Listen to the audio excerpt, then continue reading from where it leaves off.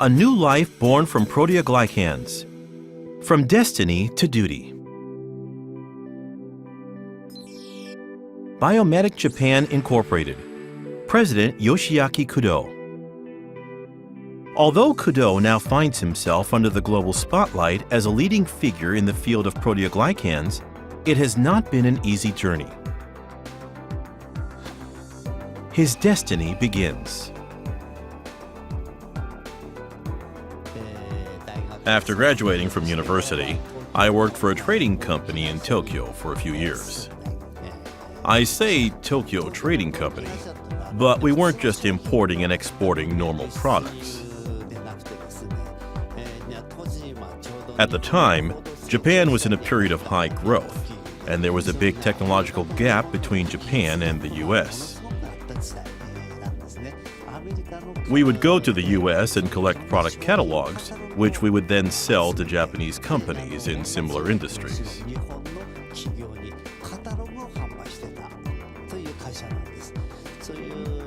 I suppose you could say that, rather than being a trading company as such, we were actually introducing various technologies to other companies. That's the sort of work we were doing. In that regard, I think the company was quite unique, which appealed to me.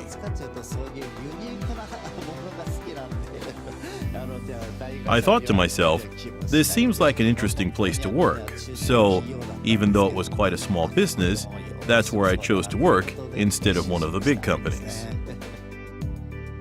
Japan was in the midst of rapid economic growth. The general mindset at the time was that hard work would lead to success for Japan, so people simply worked and worked. From Tokyo to Aomori.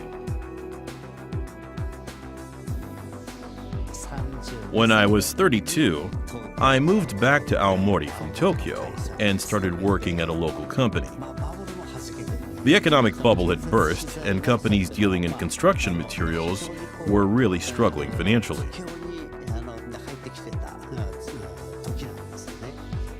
At the time, my job was to develop new business projects, so in the beginning I was involved in the planning and execution of various new undertakings. For example, we established businesses like travel agencies and insurance companies.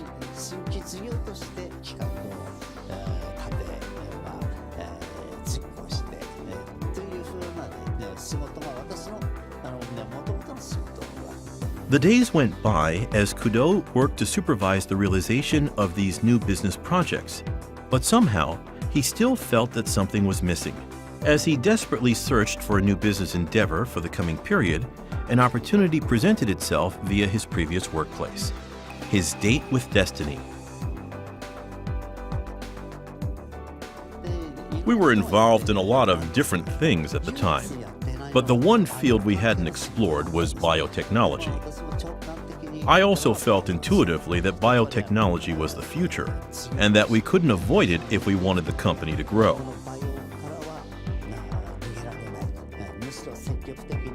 In fact, I felt it should be the opposite. We should be actively engaging with the field. On the other hand, biotechnology encompasses a wide range of areas, and we had no idea what we should be looking at. Fortunately, though, it was around that time that we received an offer to work on proteoglycans, and we jumped at the chance.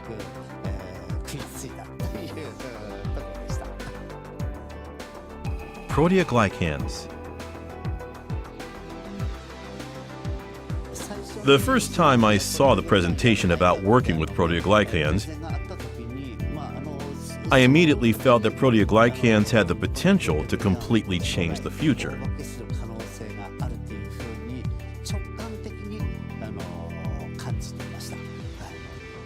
We were involved in the wholesale of construction materials, so of course nobody knew anything about proteoglycans. I had no idea in the beginning either. But as luck would have it, we were contacted out of the blue by an auxiliary organization of Hirosaki University in Aomori, which said, "This is what we're doing. How do you feel about conducting a joint research project? We'd also like you to be in charge of large-scale production in the future."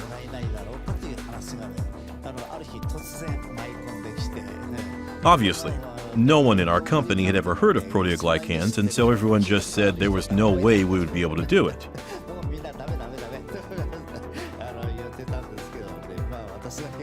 The only one who expressed an interest was me. I asked a lot of questions, and after finding out more about the project, I told him it seemed interesting.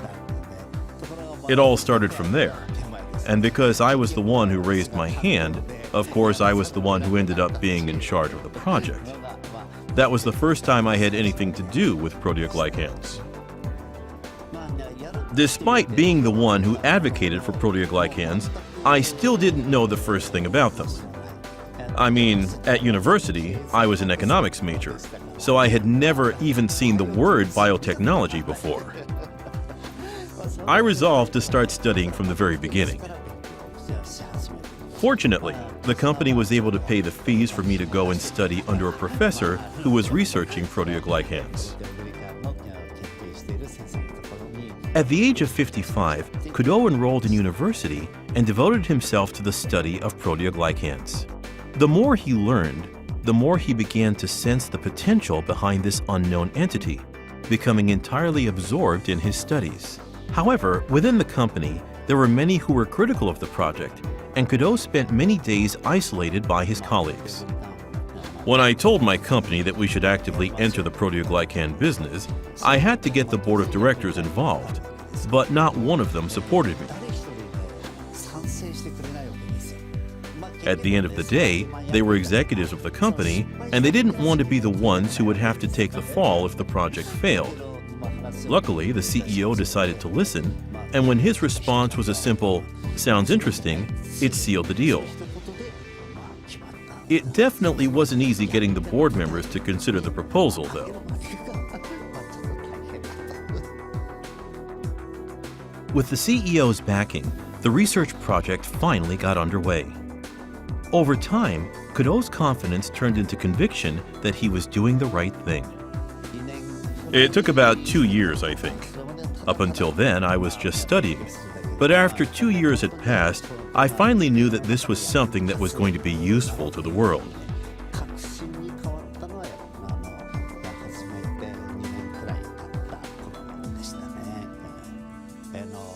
I took our results and visited many different companies, such as cosmetics and health food companies, and listened to the opinions of the people working in the R&D departments and laboratories. I heard a lot of advice from those specialists, and they also showed great interest in what I was doing.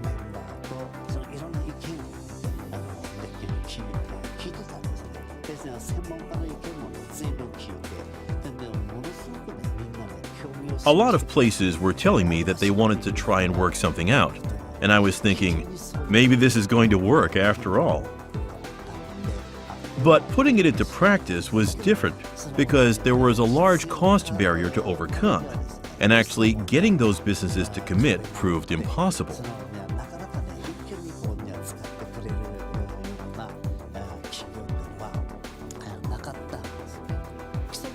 Two years of basic research and studying at university had taught me what proteoglycans were and how I could extract them. But applying that knowledge to the process of mass production brought up different problems.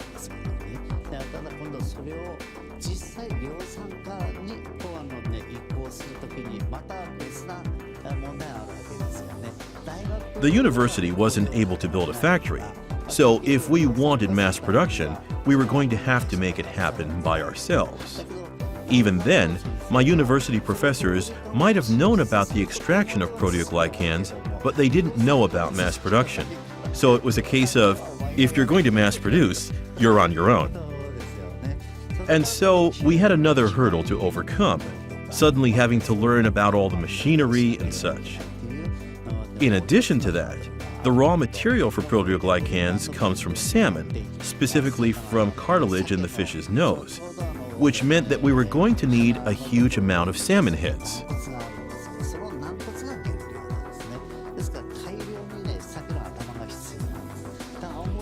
But it wasn't possible to get such a large amount of salmon heads in Aomori. So I did some research into where in Japan we'd easily be able to get such a large quantity, and it turned out to be Kushido. So we decided to build a research facility in Kushido, since that was where we were most likely able to ensure a supply of raw materials.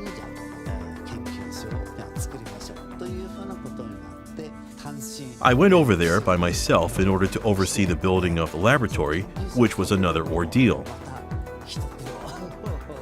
We didn't have a clue as to how the project was going to turn out, which meant the company wouldn't fund us and that we needed to find a way to raise the research funds ourselves.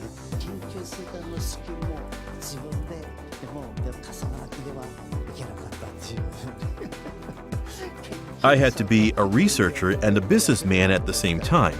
It was a never-ending nightmare.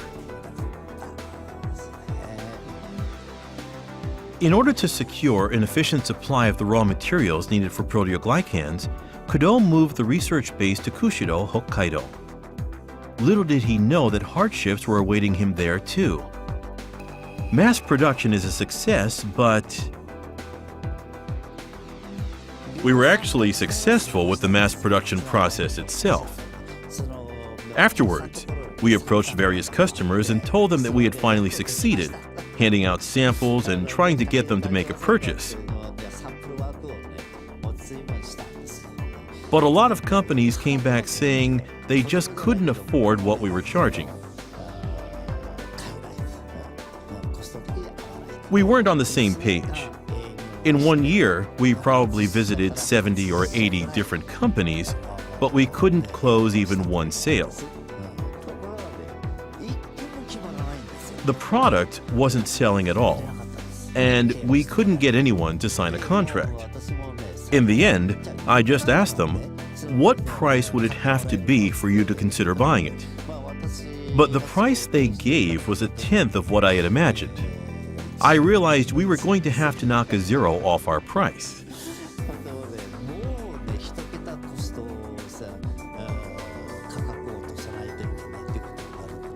It was all extremely difficult. Up until then, 1 gram of proteoglycans had cost 33 million yen.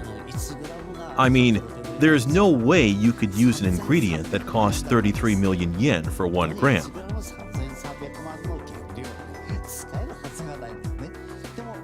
But the product I was trying to sell these companies was that price. I told my company, at 300,000 yen for 1 gram, it would be impossible. But if we could get the price to 300,000 yen for 1 kilogram, customers would buy it. Their reply to me was, well, can you make that happen? I had no idea how I could manage it, but I said, if we spend some time researching cost-cutting techniques, it just might be possible. The product itself is highly regarded, so all that's left is the issue of cost, and we can fix that by changing the manufacturing process. However, because none of our customers were on board yet, the company told me that I could continue with the research, but the construction of the factory needed to stop. They said it wasn't a viable business, so the project was being discontinued. And suddenly, I was ordered to terminate the project by the board of directors. I went back and forth between Kushido and the head office in Aomori 4 times while I was submitting petitions to get them to repeal their decision.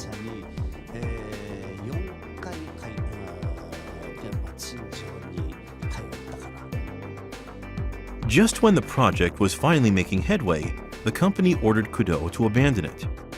But he couldn't give up, and he went back to Aomori in order to negotiate with the company face to face. However, determination. They wouldn't let me join the board meetings, telling me that it had all been decided already.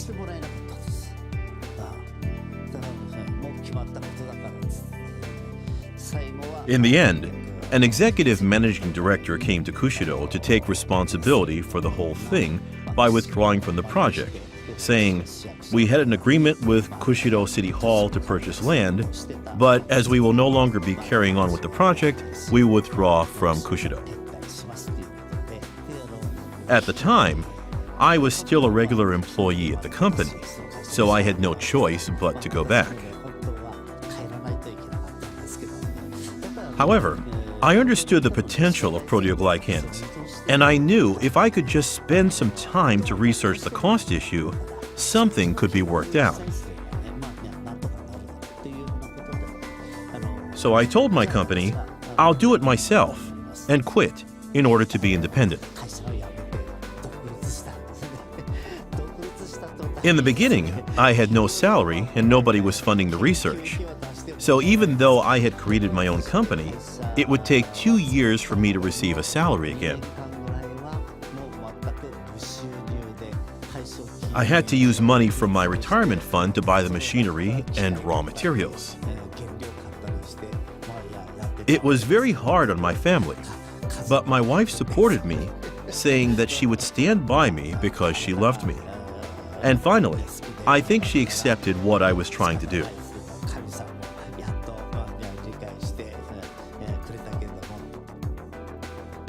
Supported by his wife and believing in the promise of proteoglycans, Kudo made the decision to quit his company.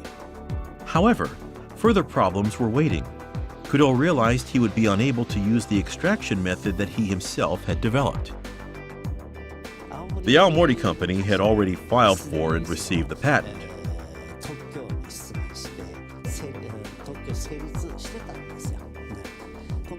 Since I was no longer an employee of the company, I had to come up with a different way to do it if I didn't want to commit patent infringement. It was then that I realized a flaw in the research I had done up until that point, where I was using the acid-based method. I spent a long time trying to come up with ideas on how to improve the process, but I was getting nowhere.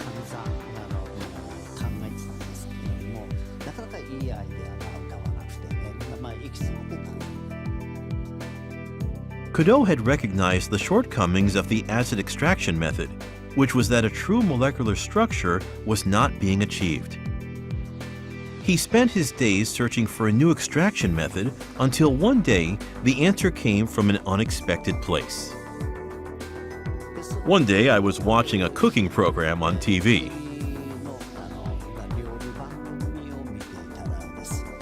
I'm sure you know about sodium bicarbonate, otherwise known as baking powder. They were talking about using it to tenderize meat on the TV show. It works because by using sodium bicarbonate, you can get rid of proteins. And as I was thinking about that, suddenly I had the idea that I might be able to use it to extract proteoglycans. Sodium bicarbonate. This was the key that would unlock success for Kudo. But he was nearing the bottom of his savings, and he couldn't afford to purchase the raw materials, the salmon heads. This last challenge would use up the last of his remaining raw materials. If this failed, it would be the end of everything. He was gambling his whole life's efforts up to that point on the contents of 3 test tubes. I received a phone call from the technology center before I left for work, telling me the result of the experiment.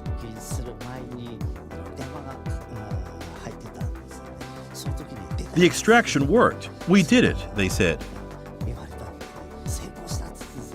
I told them I was coming over to get the data, and when I looked it over, there was no doubt about it. We had extracted proteoglycans in 2 of the 3 test tubes. I was completely overcome with emotion at that point. God had smiled on Kudo. At that moment, an extraction method never before seen by the world was born. The Kushido Industrial Technology Center. Starting with Hokkaido, Kudo received full governmental support and was able to build a factory, going on to win the Prime Minister's Award. He has spoken about the technology at the General Assembly of the International Bank, IMF. It seemed the path forward had finally opened up to him. His greatest challenge.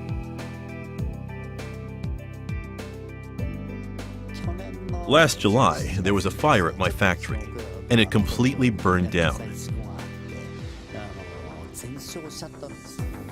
As news of the fire spread, several companies made offers to buy us out. I think there were 6 offers altogether.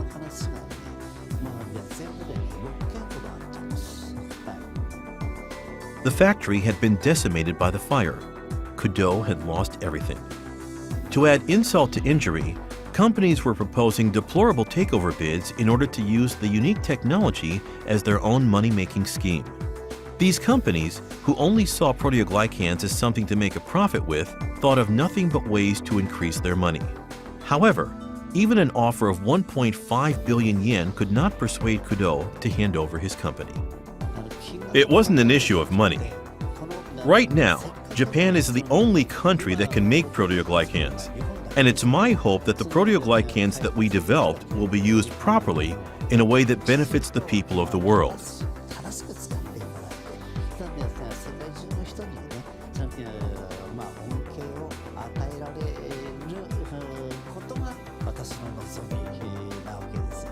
But when I talked with these other companies, it was like we weren't on the same page, not just in terms of our requirements, but also in the way we ran our businesses.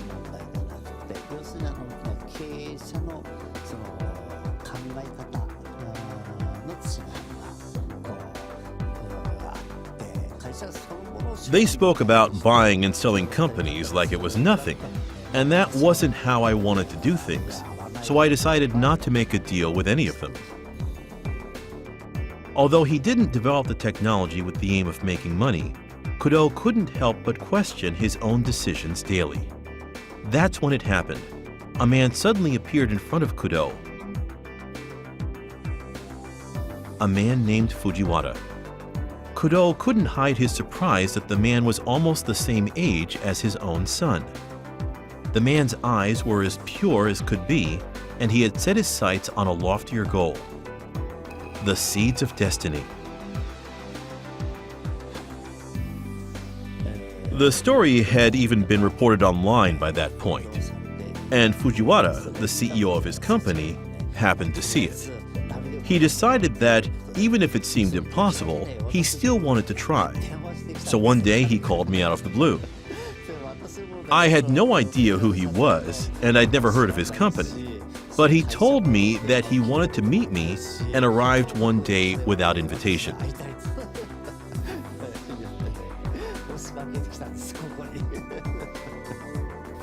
The worst thing about his company was the financial aspect of it, but he was firm in his philosophy, and despite being so young, he was very well grounded.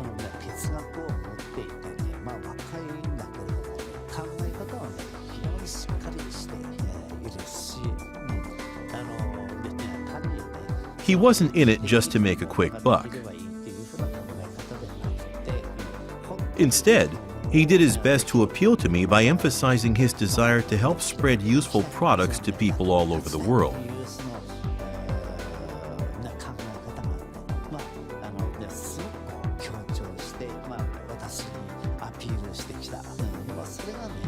That's what sealed the deal for me, because I could see he had bright prospects and that he had the potential to become a leading figure in the industry. So I decided to entrust the project's future to him.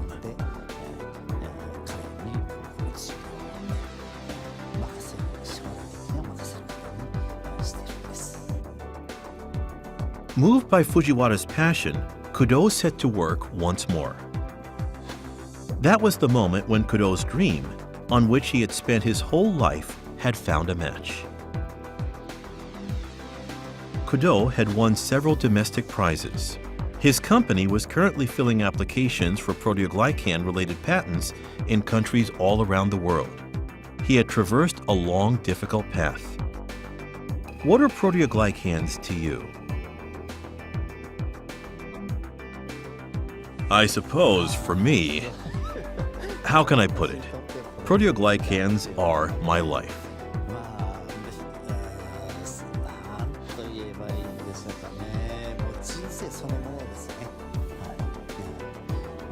Proteoglycans equals my life. Looking back, Kudo faced a string of difficult challenges, but he was able to overcome all obstacles and achieve his dream with a combination of passion and hard work. It's no doubt that it was all in order to meet this man. Destiny brought the two together, and each followed the other's mission. the world's sole alkaline extraction technology, international patents, and halal certification. The preparations were complete. The two are now ready to fly into the world, to explore the unlimited possibilities of proteoglycans, and to the world.